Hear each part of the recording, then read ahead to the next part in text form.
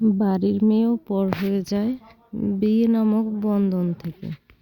Hello guys, আসসালামু আলাইকুম। সবাই কেমন আছেন? আপুর বিদায় বেলার ছোট্ট একটি ভিডিও নিয়ে হাজির হলাম।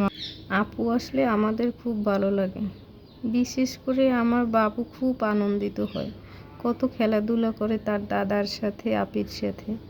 আপু চলে যাচ্ছে, সে বুঝতেই পারছে না তাকে রেখে যাচ্ছে, কারণ সে তার হাত ধরেই যাচ্ছে, ভাবছে তাকেও নিয়ে যাবে। আমরা আপুকে আগাই দেওয়ার জন্য রাস্তায় আসছি। আপু যখন যাচ্ছিল, দেখেন বাবু কি করে, বারবার গাড়ির কাছে যাচ্ছে, ভাবছে তাকে রেখে যাচ্ছে।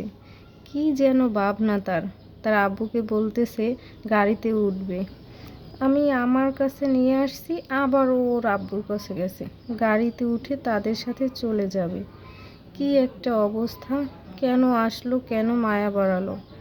আম্মুর কাছে বাবুকে দিয়ে ওর আব্বুও চলে গেল তাদের আগিয়ে দিতে। আমি টাটা বলে বাড়িতে যাচ্ছিলাম, ও তো বারবার বাবা, মানে ফুপিকে বাবা ডাক। বাসায় আসার পরে ও প্রচণ্ড কান্না করে, কান্না করতে করতে এক পর্যায়ে ওর বাবার কোলে ঘুমিয়ে যায়। আল্লাহ হাফেজ।